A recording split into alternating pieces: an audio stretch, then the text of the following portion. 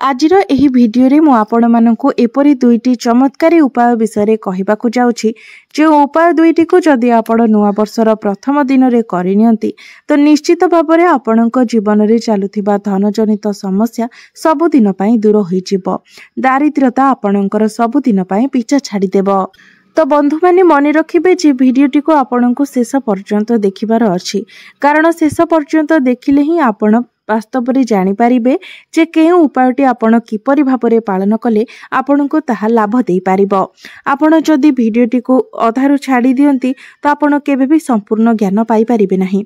तेणु आपण जदि भिडियोटी को शेष पर्यंत देखंती तो भिडियोटी को निश्चित भाबरे आपण भलो भाबरे बुझी पारिबे, जाकि आपणको पई ही लाभप्रद हेबो। तो बंधु माने आजिर एही भिडियो रे मु आपणको एपरि किछि गच्छ विषय कहबी जे गच्छ को जदि आपण नुआ वर्षर प्रथम दिन रे छुई नियंती तो आपणक जीवन रे चलीथिबा समस्या सबुदिन पई दूर होई जिवो। एवं द्वितीय उपायटी हेउछि आपण एपरि केउ जिनिस नुआ वर्षर प्रथम दिन निज घर को आनिबा द्वारा मध्य आपणक घरे चलीथिबा समस्या समस्त प्रकारर समस्या एवं धनजनित समस्या मध्य सबुदिन पई दूर होई जिवो। आपणको माँ लक्ष्मीकर साक्षात कृपा प्राप्ति हेबो। तो जनवरी रो प्रथम दिन आपण जदि निज घर को एही जिनिस गुड़िक मध्यरु कोनोसी गोटिए जिनिस नै आसुछंती किंबा एही चमत्कारी गच्छ मध्यरु कोनोसी गोटिए गच्छ को छुई देई आसुछंती तो निश्चित भाबरे आपणको जीवन रे चलीथिबा धनजनित समस्या दूर होई जिवो एवं वर्ष सारा आपणकर धनर अभाव हेबो नाही। तो बंधु माने एबे आसंतु जानिबा नुआ वर्ष दिन एपरि केउ वस्तु घर को आनिबा द्वारा आपणको जीवन रे चलीथिबा धनजनित समस्यार अंत होई जिवो एवं आपणको माँ लक्ष्मीकर विशेष कृपा मध्य प्राप्ति हेबो। तेबे बंधु माने प्रथम जिनिसटी हेउची सुआर चित्र। आपण काहेकि नुआ वर्षर प्रथम दिन रे निज घर को सुआर चित्र आनिबा उचित। तेबे बंधु माने एहा पछरे एक कारण रहिछि। बंधु माने जदि आपणक घरे छोट पिला अछंती एवं सेमाने पाठ पढ़ारे मन देउ नाहंती, पाठ पढ़ारे सेमानकर मन लागु नाही किबा आपण जदि निजे कोनोसी जॉब पई प्रिपेयर हेउछंती, आपणको कोनोसी भलो जॉब पई प्रिपेयर हेबार अछि तो आपण निज घर को एही नुआ वर्ष दिन सुआर फोटो चित्र निश्चय आनंतु एवं घरर उत्तर दिगरे आपण सुआर चित्र लगांतु।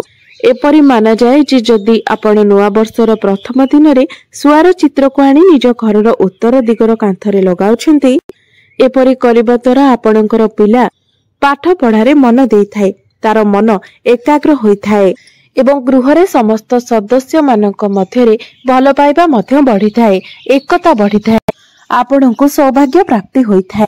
सुआ को दारिद्र्यतार नाशक बोली कहा जायथाय। जदि आपणक गृहर कोनोसी सदस्य अनेक दिन धरी कोनोसी रोगरे पीड़ित अछंती किंबा आपणक गृहरे दारिद्र्यता लागि रहउछि, वास्तुशास्त्र अनुसार सुआ को अत्यंत शुभ बोली माना जायछि। जेउठारे सुआर चित्र रहिथाय सेठारे केबे भी धनर अभाव होई नथाय। तो सेथि पय बंधु माने नुआ वर्ष दिन आपण घर को सुआर चित्र निश्चय आनंतु। एबे आसंतु जानिबा द्वितीय सामग्रीटी कोन। तेबे द्वितीय सामग्रीटी हेउछि शंख। बंधु माने हमर हिंदू शास्त्र रे शंख को बहुत पवित्र बोली माना जाय थाए। तेबे एपरि काहेकि माना जाय थाए, कारण समुद्र मंथन समय रे शंखर उत्पत्ति होइथिला एवं 14टी रत्न मध्यरे शंखर गणना मध्य होइथाए। शंख को स्वयं भगवान विष्णु निज हस्तरे धारण करिथांती एवं शंखरे माँ लक्ष्मीकर मध्य निवास होइथाए। जो घरे प्रतिदिन शंख ध्वनि करा जाय थाए सेही घरे सर्वदा वातावरण पवित्र एवं शुद्ध रही थाए। सेही घर रे जहाँ भी किछि नकारात्मक शक्ति रही थाए से सबुर नाश हो जाय थाए। नुआ वर्ष दिन जदि आपण निज घर को शंख किनिकी आनुछंती तो भगवान श्री विष्णुଙ୍କ सहित माँ लक्ष्मी मध्य आपणक गृह रे निवास करिथांती। विशेष करी नुआ वर्षर प्रथम दिन निज घरे आपण शंख ध्वनि करिबा उचित, जहा फल रे पूरा वर्षटी आपणक माई शुभमय रहिबो। बंधु माने घरे शंख रखिबा द्वारा जदि पिला चिड़चिड़ हेउथाय तो से मध्य शांत होइथाय एवं जदि आपणक गृह रे कोनोसी प्रकारर तंत्र शक्तिर प्रयोग होइथाय तेबे ताहाको मध्य शंख नष्ट करि दैथाय। एहा व्यतीत माँ लक्ष्मीकर आपणक गृह रे स्थायी निवास मध्य शंख द्वारा ही होइथाय। अर्थात आपणक गृह रे जदि शंख रहिथाय तेबे माँ लक्ष्मी मध्य आपणक गृह रे स्थायी निवास करिथांती ଏହା ବ୍ୟତୀତ ଆପଣଙ୍କ ଗୃହରେ ଯଦି ଅଯଥା ଖର୍ଚ୍ଚ ଅଧିକ ହୋଇଥାଏ, ଆୟ ଅପେକ୍ଷା ଆପଣଙ୍କ ଗୃହରେ ବ୍ୟୟ ଅଧିକ ହୋଇଥାଏ, ତେବେ ଏହାକୁ ମଧ୍ୟ ଶଙ୍ଖ ନିୟନ୍ତ୍ରଣ କରିଦେଇଥାଏ।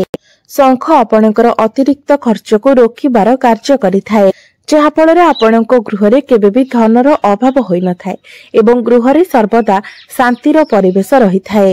ତ ନୂଆ ବର୍ଷର ପ୍ରଥମ ଦିନରେ ଆପଣ ନିଶ୍ଚିତ ଭାବରେ ନିଜ ଘରକୁ ଶଙ୍ଖ କିଣିକି ଆଣନ୍ତୁ। ନିଶ୍ଚିତ ଭାବରେ ଆପଣଙ୍କୁ ଏହା ଅନେକ ପ୍ରକାରର ଲାଭ ପ୍ରଦାନ କରିବ। ତେବେ ତୃତୀୟ ସାମଗ୍ରୀଟି ହେଉଛି ଭଗବାନ ଶ୍ରୀ ଗଣେଶଙ୍କର ମୂର୍ତ୍ତି। ଆପଣ ବର୍ଷ ସାରା ନିଜ ଗୃହରେ ସୁଖ ସମୃଦ୍ଧିର ବୃଦ୍ଧି କରିବା ପାଇଁ ନୂଆ ବର୍ଷର ପ୍ରଥମ ଦିନରେ ଆପଣ ଶ୍ରୀ ଗଣେଶଙ୍କର ମୂର୍ତ୍ତି ନିଶ୍ଚିତ ଭାବରେ କିଣିକି ଆଣନ୍ତୁ, କାରଣ ଏହି ବର୍ଷଟି ନୂତନ ବର୍ଷ ବୁଧବାରରୁ ହିଁ ଆରମ୍ଭ ହେଉଛି, ଯାହାଫଳରେ ସମ୍ପୂର୍ଣ୍ଣ ବର୍ଷଟି ଉପରେ ଶ୍ରୀ ଗଣେଶଙ୍କର ପ୍ରଭାବ ରହିବ। ସେଥିପାଇଁ ଯଦି ଆପଣ ଶୁଭ ଲାଭ ରିଦ୍ଧି ସିଦ୍ଧି ପ୍ରାପ୍ତ କରିବା ପାଇଁ ଚାହୁଁଛନ୍ତି, ତେବେ ଆପଣ ଏହି ନୂଆ ବର୍ଷର ପ୍ରଥମ ଦିନ ନିଜ ଘରକୁ ଶ୍ରୀ ଗଣେଶଙ୍କର ମୂର୍ତ୍ତି ନିଶ୍ଚିତ ଆଣନ୍ତୁ, କାରଣ ଶ୍ରୀ ଗଣେଶ ଅଗ୍ରପୂଜ୍ୟ ଅଟନ୍ତି।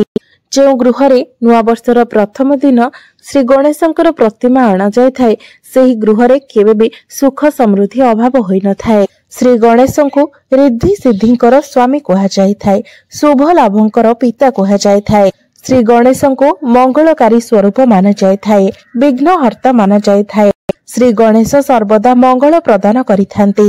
ତ ଆପଣମାନେ ମଧ୍ୟ ଯଦି ଚାହୁଁଛନ୍ତି ଯେ ଆପଣଙ୍କ ଜୀବନରେ ଥିବା ସମସ୍ତ ବାଧାବିଘ୍ନ ଦୂର ହୋଇଯାଉ, ଆପଣଙ୍କର ଜୀବନରେ ମଙ୍ଗଳ ଆସୁ, ତ ସେଥିପାଇଁ ଆପଣମାନେ ନିଶ୍ଚିତ ଭାବରେ ନୂଆ ବର୍ଷର ପ୍ରଥମ ଦିନରେ ନିଜର ଘରକୁ ଶ୍ରୀ ଗଣେଶଙ୍କର ପ୍ରତିମା କିମ୍ବା ଫଟୋ ନିଶ୍ଚିତ ଭାବରେ ଆଣନ୍ତୁ। ଚତୁର୍ଥ ସାମଗ୍ରୀଟି ହେଉଛି ତୁଳସୀ ଗଛ। ବନ୍ଧୁମାନେ, ଆମର ହିନ୍ଦୁ ଧର୍ମରେ ତୁଳସୀ ଗଛକୁ ବହୁତ ହି ଅଧିକ ପବିତ୍ର ମାନାଯାଇଥାଏ। ତୁଳସୀ ଗଛକୁ ମା ଲକ୍ଷ୍ମୀଙ୍କର ସ୍ୱରୂପ ମାନାଯାଇଥାଏ। ସେଥିପାଇଁ ପ୍ରତ୍ୟେକ ଦିନ ନିୟମିତ ଭାବରେ ମା ତୁଳସୀଙ୍କର ପୂଜା କରିବା ଦ୍ୱାରା ଆପଣଙ୍କୁ ଶ୍ରୀ ବିଷ୍ଣୁଙ୍କ ସହିତ ମା ଲକ୍ଷ୍ମୀଙ୍କର ଆଶୀର୍ବାଦ ମଧ୍ୟ ପ୍ରାପ୍ତି ହୋଇଥାଏ। ସେଥିପାଇଁ ନୂଆ ବର୍ଷର ପ୍ରଥମ ଦିନରେ ଆପଣ ନିଜ ଗୃହରେ ତୁଳସୀ ଗଛ ନିଶ୍ଚୟ ଭାବରେ ଲଗାନ୍ତୁ, ଯାହାଫଳରେ ବର୍ଷ ସାରା ଆପଣଙ୍କ ଗୃହରେ ସୁଖ ସମୃଦ୍ଧି ଲାଗି ରହିବ। ଆପଣଙ୍କ ଗୃହରେ ଧନ ଧାନ୍ୟରେ ବୃଦ୍ଧି ହେବ। ବନ୍ଧୁମାନେ, ମା ଲକ୍ଷ୍ମୀଙ୍କୁ ଆମେ ଧନର ଦେବୀ ଭାବରେ ଜାଣିଥାଉ, ମାତ୍ର ଧନ ଦେବାର ଅଧିକାର ଶ୍ରୀ ବିଷ୍ଣୁଙ୍କ ନିକଟରେ ରହିଥାଏ ଏବଂ କାହାକୁ କେତେ ମାତ୍ରାରେ ଧନ ଦିଆଯିବ ତାହା ଶ୍ରୀ ବିଷ୍ଣୁ ହିଁ ନିର୍ଦ୍ଧାରିତ କରିଥାନ୍ତି। ସେଥିପାଇଁ ଯେଉଁ ବ୍ୟକ୍ତି ନିୟମିତ ଭାବରେ ପ୍ରତ୍ୟେକ ଦିନ ମା ତୁଳସୀଙ୍କର ପୂଜାର୍ଚ୍ଚନା କରିଥାନ୍ତି, ତାଙ୍କୁ ଶ୍ରୀ ବିଷ୍ଣୁଙ୍କର ବିଶେଷ କୃପା ପ୍ରାପ୍ତି ହୋଇଥାଏ। ଯେଉଁ ବ୍ୟକ୍ତିମାନଙ୍କର ଆଧ୍ୟାତ୍ମିକ ଉନ୍ନତି ହୋଇପାରୁନାହିଁ, ଯେଉଁ ବ୍ୟକ୍ତିମାନେ ଆଗକୁ ବଢି ପାରୁନାହାନ୍ତି ଏବଂ ଆପଣମାନେ ଯଦି ଚାହୁଁଛନ୍ତି ଯେ ନୂତନ ବର୍ଷଟି ଆପଣଙ୍କର ବହୁତ ଭଲରେ କଟୁ, ନୂଆ ବର୍ଷଟି ଆପଣଙ୍କ ପାଇଁ ଶୁଭମୟ ହେଉ, ତ ନୂଆ ବର୍ଷ ଦିନ ଆପଣ କୌଣସି ମନ୍ଦିର ନିକଟକୁ ଯାଆନ୍ତୁ ଏବଂ ସେଠାରେ ଆପଣ ଗୋଟିଏ କିମ୍ବା ଦୁଇଟି ତୁଳସୀ ଗଛ ନିଶ୍ଚିତ ଭାବରେ ଲଗାନ୍ତୁ ଏବଂ ଆପଣ ନିଜର ଘରେ ମଧ୍ୟ ଗୋଟିଏ କିମ୍ବା ଦୁଇଟି ତୁଳସୀ ଗଛ ନିଶ୍ଚୟ ଲଗାନ୍ତୁ। ଆପଣ ଚାହିଁଲେ ଏହି ନୂତନ ବର୍ଷ ଦିନ ଅନ୍ୟ ବୃକ୍ଷ ମଧ୍ୟ ଲଗାଇ ପାରିବେ, କାରଣ ବୃକ୍ଷରୋପଣ ମହତ୍ କାର୍ଯ୍ୟ ହୋଇଥାଏ। ତୁଳସୀ ଗଛ ଯେତିକି ଭଲରେ ବଢିବ ଏବଂ ଯେତେ ଝଙ୍କାଳିଆ ହେବ, ଆପଣଙ୍କ ଗୃହରେ ସୁଖ ସମୃଦ୍ଧି ଏବଂ ଧନ ଧାନ୍ୟ ମଧ୍ୟ ସେହି ମାତ୍ରାରେ ବଢିବାକୁ ଲାଗିବ। ସେଥିପାଇଁ ନିଶ୍ଚିତ ଭାବରେ ନୂଆ ବର୍ଷର ପ୍ରଥମ ଦିନରେ ଆପଣ ତୁଳସୀ ଗଛ ଏବଂ ଅନ୍ୟାନ୍ୟ ବୃକ୍ଷ ମଧ୍ୟ ରୋପଣ କରନ୍ତୁ। ପଞ୍ଚମ ସାମଗ୍ରୀଟି ହେଉଛି ମୟୂର ପୁଚ୍ଛ। ଏହି ମୟୂର ପୁଚ୍ଛଟି ଭଗବାନ ଶ୍ରୀକୃଷ୍ଣଙ୍କର ଅତ୍ୟନ୍ତ ପ୍ରିୟ ବସ୍ତୁ ଅଟେ। ଶ୍ରୀକୃଷ୍ଣ ସର୍ବଦା ନିଜର ମସ୍ତକରେ ମୟୂର ପଙ୍ଖକୁ ଧାରଣ କରିଥାନ୍ତି। ଶ୍ରୀକୃଷ୍ଣଙ୍କର ମକୁଟରେ ସବୁବେଳେ ମୟୂର ପଙ୍ଖ ରହିଥାଏ ଏବଂ ମୟୂର ପଙ୍ଖ ଦ୍ୱାରା ମା ଲକ୍ଷ୍ମୀ ମଧ୍ୟ ଆକର୍ଷିତ ହୋଇଥାନ୍ତି। ତ ନୂଆ ବର୍ଷ ଦିନ ଆପଣ ନିଜ ଘରକୁ ମୟୂର ପୁଚ୍ଛ କିଣିକି ଆଣନ୍ତୁ ଏବଂ ଏହାକୁ ଆପଣ ନିଜ ଘରର ଉତ୍ତର ଦିଗର କାନ୍ଥରେ ଲଗାଇ ଦିଅନ୍ତୁ। ଆପଣ ଯଦି ନିଜ ଘରର ଉତ୍ତର ଦିଗରେ ମୟୂର ପୁଚ୍ଛ ଲଗାଉଛନ୍ତି, ତ ଏହା ଆପଣଙ୍କ ଘରେ ଥିବା ସମସ୍ତ ପ୍ରକାରର ନକାରାତ୍ମକ ଶକ୍ତିକୁ ଟାଣି ବାହାର କରିଦେଇଥାଏ ଏବଂ ଆପଣଙ୍କ ଗୃହରେ ଧନ ଧାନ୍ୟରେ ମଧ୍ୟ ବୃଦ୍ଧି କରିଥାଏ। ଷଷ୍ଠ ସାମଗ୍ରୀଟି ହେଉଛି ଚାନ୍ଦିର ହାତୀ। ଯଦି ଜ୍ୟୋତିଷ ଶାସ୍ତ୍ର ଅନୁସାରେ ଆପଣ ନିଜ ଘରକୁ ନୂଆ ବର୍ଷର ପ୍ରଥମ ଦିନରେ ଚାନ୍ଦିର ହାତୀ କିଣିକି ଆଣୁଛନ୍ତି, ତ ଆପଣଙ୍କର ବ୍ୟାପାର ଏବଂ ଚାକିରି କ୍ଷେତ୍ରରେ ବହୁତ ଅଧିକ ଉନ୍ନତି ହୋଇଥାଏ। ଗୃହରେ ସର୍ବଦା ସୁଖ ଶାନ୍ତିର ବାସ ହୋଇଥାଏ। ଯଦି ଆପଣ ଚାହୁଁଛନ୍ତି ଯେ ଆପଣଙ୍କ ଗୃହରେ ସର୍ବଦା ସୁଖ ଶାନ୍ତିର ବାସ ହେଉ, तो निश्चित भाव आपण निज घर को चांदीर हाथी किणिकी नहीं आसतु जहा फल आपण गृह सदा सर्वदा सुख समृद्धि एवं वैभव भरी रहिबो। सप्तम वस्तुटी हेउछि धातुरे निर्मित कइछ। आपण चाहिले चांदीरे निर्मित कइछ आनी पारिबे किंबा पित्तलरे निर्मित कइछ मध्ये आपण घर को आनी पारिबे। एहाको बहुत शुभ माना जाय थाए एवं एहाको आपण उत्तर दिगरे स्थापन करंतु। तो बंधु माने जदि आपण धनर अभिलाष रखिछन्ति तेबे एहाको आपण उत्तर दिगरे रखंतु। जदि आपण सुख शांतिर कामना करूछन्ति तो एहाको आपण पूर्व दिगरे रखंतु एवं जदि आपण उत्तम स्वास्थ्यर प्राप्ति चाहुछन्ति तो एहाको आपण पश्चिम दिगरे स्थापन करंतु। तो बंधु माने जेतेबेले आपण धातुर कइछ घर को आणुछन्ति तो सर्वप्रथम एहाको आपण गंगा जल रे भल भाबरे स्नान कराई नियंतु। तापरे आपण गायत्री मंत्रर पाठ करंतु। मां लक्ष्मीकर मंत्र जप करंतु जहा फल कइछटी अभिमंत्रित होइजिबो। तापरे आपण निजर कामना अनुसार एहाको सही दिगरे आपण स्थापन करंतु। जदि आपण एहाको उत्तर दिगरे रखुछन्ति तो आपणको गृह रे एहा धन वृद्धि कराई थाए। तेबे सप्तम जिनिसटी हेउछि गोमती चक्र। बंधु माने गोमती चक्रटी गोटे साधारण पत्थर परि देखा जाय थाए। बंधु माने घरे गोमती चक्र रखिबा द्वारा आपणको शत्रु भय लागि न थाए। आपण जदि सधपा नारी अटंती एवं निज सिंदूर डबारे आपण गोटे गोमती चक्र रखुछन्ति तो यह आपणकर स्वामी को समस्त विपदरे रक्षा करिथाए। आपणको मध्यरे भल पाइबा बढ़ी थाए।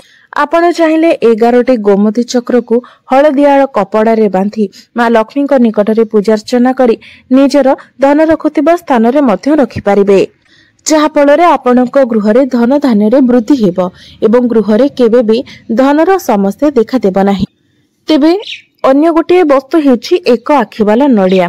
बंधु माने एक आखि वाला नडिया बहुत ही विरल होइथाय। यह आपनको सहजरे मिली न थाए।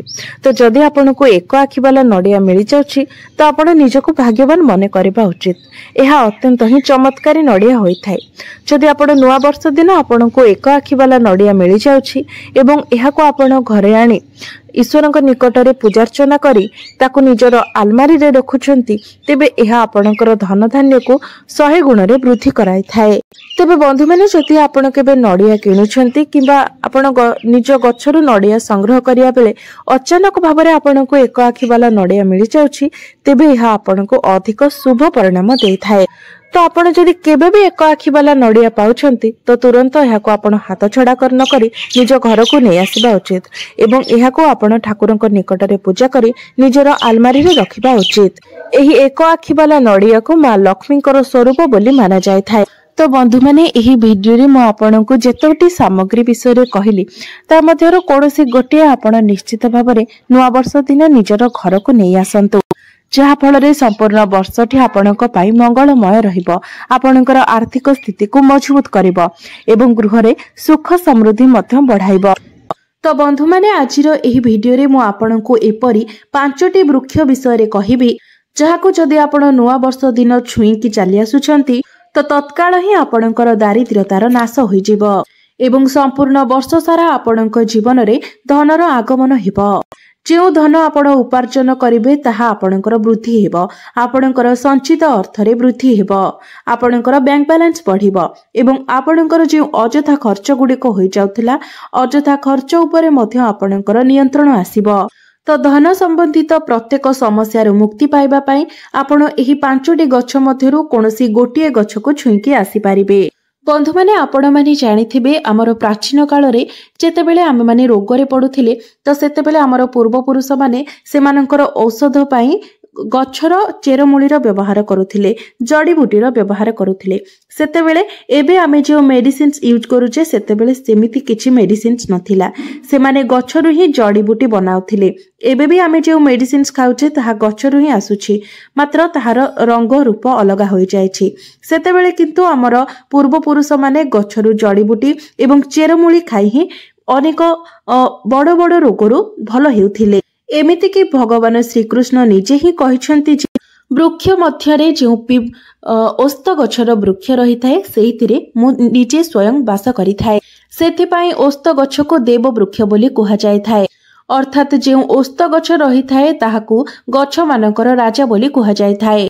बंधु माने ओस्त गछरे भगवान श्री विष्णु एवं माँ लक्ष्मीकर बास होइथाए। सेथिपाई नुआ वर्ष दिन आपण माने सकाळु उठी जांतु एवं निजर स्नान कार्य सारिबा परे शुद्ध वस्त्र परिधान करी गोटिए लोटा जल निज साथीरे नै आपणको घर निकटरे थिबा कोनोसी ओस्त गछ मूलको जांतु। तापरे सेही जलको आपण ओस्त गछ मूलरे समर्पण करंतु। तापरे आपण ओस्त गछको 11 थर परिक्रमा करंतु, कारण एही 11 संख्याटी श्री विष्णु एवं माँ लक्ष्मीकर अत्यंत प्रिय होइथाए। तो आपण परिक्रमा करिबा समय माँ लक्ष्मीकर बीज मंत्रर उच्चारण करिबा उचित। बीज मंत्रटी हेउछि ओम महालक्ष्मी नमः। सेही भली भाबरे आपण श्री विष्णुकर बीज मंत्र मध्य जप करिबा उचित। भगवान श्री विष्णुकर बीज मंत्र हेउछि ओम नमो भगवते वासुदेवाय नमः। तो आपण एही परि भाबरे ओस्त गछको 11 थर परिक्रमा करंतु।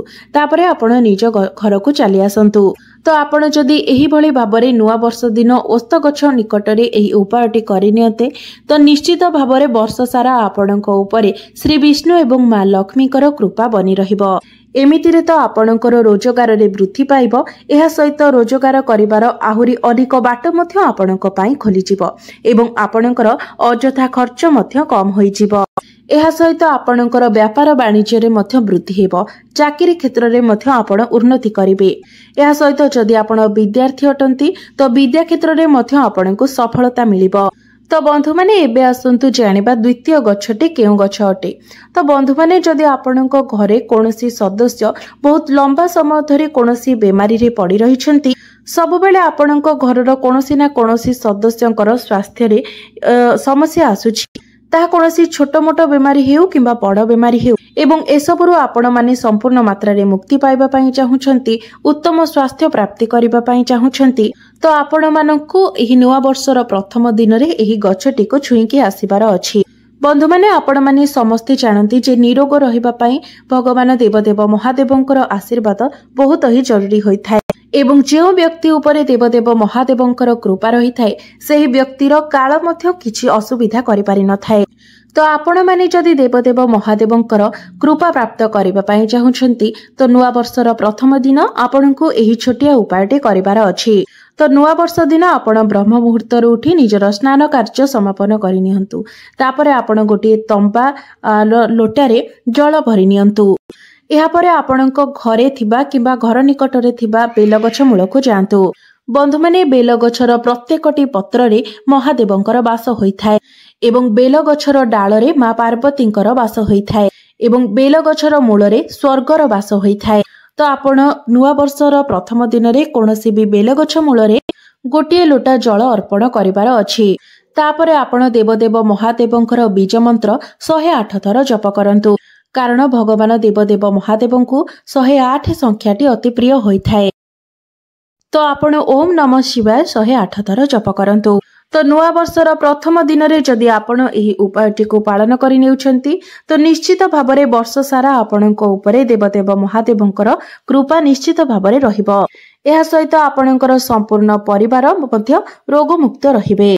एही उपाय को करिबा परे आपणको आपणको जीवन रे राहु केतुंकर साथ मध्य मिलिबो, कारण जणे व्यक्तिंकर भाग्यर नियंत्रण राहु केतुंकर हाथ रे रहिताय। अर्थात एही उपायटी करिबा परे आपणको आपणको जीवन रे आपणको भाग्यर साथ मध्य मिलिबो। आपणको कुंडली रे नवग्रहंकर जदि कोनोसी भी अशुभ प्रभाव थिबो तेबे ताहा मध्य समाप्त होई जिवो। तो बंधु माने एबे आसंतु जानिबा तृतीय वृक्षटी विषय।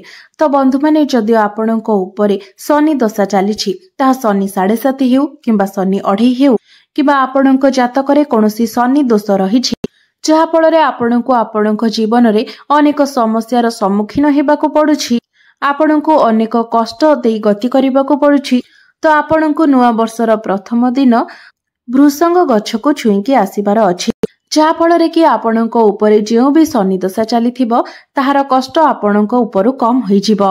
कारण जेउ भृषंग गछ रहिथाय सेथिरे शनि देवंकर वास होइथाय। शास्त्र रे वर्णना अछि जे भृषंग गछरे अनेक प्रकारर दिव्य शक्तिर वास होइथाय। अर्थात आपणको जीवन रे जदि ग्रह मानक सह जड़ित कोनोसी भी समस्या चालुछि तो से सबुरु मुक्ति पाइबा पई आपणको वर्षर प्रथम दिन रे एही उपायटी पालन करिवार अछि। चतुर्थ वृक्ष मु आपणको जहा कहिबाकु जाउछि ताहा आपणको जीवन रे चलिथिबा समस्त समस्या को दूर करि पारिबो। ଯେମିତିକି ଯଦି ଆପଣ ସରକାରୀ ଚାକିରି କରୁଛନ୍ତି ସେଥିରେ ଯଦି କିଛି ଅସୁବିଧା ଅଛି କିମ୍ବା ଆପଣ ଯଦି ଚାକିରି ପାଇଁ ପ୍ରସ୍ତୁତ ହୋଇ ହୋଇ ଥକି ସାରିଲେଣି ଅଥଚ ଆପଣଙ୍କୁ ଚାକିରି ମିଳିପାରୁନାହିଁ, ପରିଶ୍ରମ ତ ଆପଣ ଦିନ ରାତି କରୁଛନ୍ତି ଅଥଚ ଭାଗ୍ୟ ଆପଣଙ୍କୁ ସାଥ ଦେଉନାହିଁ, କିମ୍ବା ଆପଣ ଯଦି ବ୍ୟାପାର ବାଣିଜ୍ୟ କରୁଛନ୍ତି ଏବଂ ବାରମ୍ବାର ସେଥିରେ ଆପଣ କ୍ଷତିର ସମ୍ମୁଖୀନ ହେଉଛନ୍ତି, ଦିନ ରାତି ପରିଶ୍ରମ କରିବା ପରେ ମଧ୍ୟ ଆପଣଙ୍କର ବ୍ୟାପାର ବାଣିଜ୍ୟରେ ବୃଦ୍ଧି ହୋଇପାରୁନାହିଁ, କିମ୍ବା ଆପଣଙ୍କର କୌଣସି ପାରିବାରିକ ସମସ୍ୟା ଚାଲିଛି, ଆପଣ ଭଡ଼ା ଘରେ ରହି ରହି ଥକି ସାରିଲେଣି ଅଥଚ ନିଜର ଗୋଟିଏ ଘର କରିପାରୁନାହାନ୍ତି, ତ ନୂଆ ବର୍ଷର ପ୍ରଥମ ଦିନରେ ଆପଣଙ୍କୁ ଅଁଳା ଗଛକୁ ଛୁଇଁକି ଆସିବାର ଅଛି। ଆପଣ ଯଦି ନୂଆ ବର୍ଷର ପ୍ରଥମ ଦିନରେ ଅଁଳା ଗଛକୁ ଛୁଇଁକି ଆସନ୍ତି ତ ନିଶ୍ଚିତ ଭାବରେ ଆପଣଙ୍କର ସମସ୍ତ ମନସ୍କାମନା ପୂର୍ଣ୍ଣ ହୋଇଯିବ। ତ ବର୍ଷ 2025ର ପ୍ରଥମ ଦିନରେ ଯଦି ଆପଣ ଏହି ଉପାୟଟିକୁ କରିନେଉଛନ୍ତି ତ ନିଶ୍ଚିତ ଭାବରେ ଆପଣ ଯେଉଁ ବି କାର୍ଯ୍ୟ କ୍ଷେତ୍ରରେ ଅଛନ୍ତି ସେଥିରେ ଆପଣ ଉନ୍ନତି ଦେଖିବାକୁ ପାଇବେ। ବନ୍ଧୁମାନେ, ଅଁଳାର ଯେଉଁ ଗଛ ରହିଥାଏ ତାହା ମନସ୍କାମନା ପୂର୍ତ୍ତି ପାଇଁ ହିଁ ରହିଥାଏ। ଏବେ ଶେଷ ଗଛଟି ବିଷୟରେ ଜାଣିବା। ତ ଆପଣ ଯଦି ନିସନ୍ତାନ ଅଛନ୍ତି, ଯେତେ ଚେଷ୍ଟା ପରେ ବି ଆପଣଙ୍କର ସନ୍ତାନ ହେଉନାହିଁ, ତେବେ ଏହି ବୃକ୍ଷକୁ ଆପଣ ନୂଆ ବର୍ଷ ଦିନ ନିଶ୍ଚିତ ଭାବରେ ଛୁଇଁକି ଚାଲି ଆସନ୍ତୁ। କିମ୍ବା ଆପଣଙ୍କ ପରିବାରରେ ଯଦି ସର୍ବଦା କଳହ ଲାଗି ରହୁଛି ତେବେ ପରିବେଶକୁ ଶାନ୍ତ ବନାଇବା ପାଇଁ ମଧ୍ୟ ଆପଣ ଏହି ଉପାୟଟି ପାଳନ କରିପାରିବେ। ତ ବନ୍ଧୁମାନେ, ସେଥିପାଇଁ ନୂଆ ବର୍ଷର ପ୍ରଥମ ଦିନ ଆପଣ ଦେବଦାରୁ ଗଛକୁ ଛୁଇଁକି ଆସନ୍ତୁ। ତ ବନ୍ଧୁମାନେ, ସେଥିପାଇଁ ନୂଆ ବର୍ଷ ଦିନ ଆପଣ ସକାଳୁ ଉଠି ସ୍ନାନ କାର୍ଯ୍ୟ ସମାପନ କରିନିଅନ୍ତୁ। ଗୋଟିଏ ଘିଅର ଦୀପ ନେଇ ଯଦି ଆପଣଙ୍କ ଘରେ ଦେବଦାରୁ ଗଛ ଅଛି କିମ୍ବା ଘର ନିକଟରେ କେଉଁଠାରେ ଦେବଦାରୁ ଗଛ ଅଛି ତ ସେଠାକୁ ଯାଆନ୍ତୁ ଏବଂ ଦେବଦାରୁ ଗଛ ମୂଳରେ ଆପଣ ସେହି ଘିଅର ଦୀପକୁ ଜଳାନ୍ତୁ ଏବଂ ଆପଣଙ୍କର ମନରେ ଯାହା ବି ମନସ୍କାମନା ଅଛି ଆପଣ ଗଛ ନିକଟରେ ପ୍ରକାଶ କରନ୍ତୁ ଏବଂ ତାହାକୁ ପୂର୍ଣ୍ଣ କରିବା ପାଇଁ ଈଶ୍ୱରଙ୍କ ନିକଟରେ ପ୍ରାର୍ଥନା କରନ୍ତୁ। ଦେଖିବେ ନିଶ୍ଚିତ ଭାବରେ ଏହି 2025 ମସିହାରେ ଆପଣଙ୍କର ସେହି ଇଚ୍ଛା ନିଶ୍ଚିତ ଭାବରେ ପୂର୍ଣ୍ଣ ହେବ। ତେବେ ମନେ ରଖନ୍ତୁ, ଆପଣ ଯେଉଁ ବି ମନସ୍କାମନା ନେଇକି ଯେଉଁ ବି ଉପାୟଟି କରୁଛନ୍ତି ତାକୁ ଅତି ବିଶ୍ୱାସର ସହିତ ଈଶ୍ୱରଙ୍କ ନିକଟରେ ସମର୍ପଣ ଭାବ ନେଇ କରନ୍ତୁ। ଦେଖିବେ ନିଶ୍ଚିତ ଭାବରେ ଆପଣଙ୍କର ସେହି ଇଚ୍ଛା ପୂର୍ଣ୍ଣ ହେବ। ଯଦି ଆପଣ ମନରେ ଟିକିଏ ବି ଦ୍ୱନ୍ଦ୍ୱ ରଖନ୍ତି ତେବେ ହୁଏତ ଆପଣଙ୍କୁ ତାହାର ଫଳ ନ ମିଳିପାରେ। ମାତ୍ର ଯଦି ସମ୍ପୂର୍ଣ୍ଣ ବିଶ୍ୱାସ ଭକ୍ତିର ସହିତ ଈଶ୍ୱରଙ୍କ ଉପରେ ଆସ୍ଥା ରଖି ଆପଣ ଉପାୟଟି ପାଳନ କରନ୍ତି ତ ନିଶ୍ଚିତ ଭାବରେ ଭଗବାନ ଆପଣଙ୍କର ସେହି ମନସ୍କାମନାକୁ ପୂର୍ଣ୍ଣ କରିଥାନ୍ତି। ଡେରିରେ ହେଉ ପଛେ ନିଶ୍ଚିତ ଭାବରେ ପୂର୍ଣ୍ଣ କରିଥାନ୍ତି। ଆପଣଙ୍କୁ କେବଳ ନିଜ ଭିତରେ ଧୈର୍ଯ୍ୟ ଏବଂ ବିଶ୍ୱାସକୁ ରଖିବାର ଅଛି। ତ ବନ୍ଧୁମାନେ, ଆଜିର ଏହି ଭିଡ଼ିଓରେ ମୁଁ ଯେଉଁ 5ଟି ବୃକ୍ଷ ବିଷୟରେ ଆପଣଙ୍କୁ କହିଲି, ଆପଣ ନିଜର ମନସ୍କାମନା ଅନୁସାରେ କୌଣସି ଗୋଟିଏ ବୃକ୍ଷକୁ ଛୁଇଁକି ଆସନ୍ତୁ। ନିଶ୍ଚିତ ଭାବରେ ଆପଣଙ୍କୁ ଏହାର ପ୍ରଭାବ ଦେଖିବାକୁ ମିଳିବ। ତ ବନ୍ଧୁମାନେ, ମୋର ଏହି ଭିଡ଼ିଓଟି ଯଦି ଆପଣମାନଙ୍କୁ ଭଲ ଲାଗିଥାଏ ତେବେ ଭିଡ଼ିଓଟିକୁ ଲାଇକ୍ କରି ଚ୍ୟାନେଲଟିକୁ ସବସ୍କ୍ରାଇବ୍ କରିଦେବେ ଏବଂ କମେଣ୍ଟ ବକ୍ସରେ ଭକ୍ତି ଏବଂ ଶ୍ରଦ୍ଧାର ସହିତ ଜୟ ଶ୍ରୀ ଜଗନ୍ନାଥ, ଜୟ ମା ଲକ୍ଷ୍ମୀ ନିଶ୍ଚୟ ଲେଖିବେ।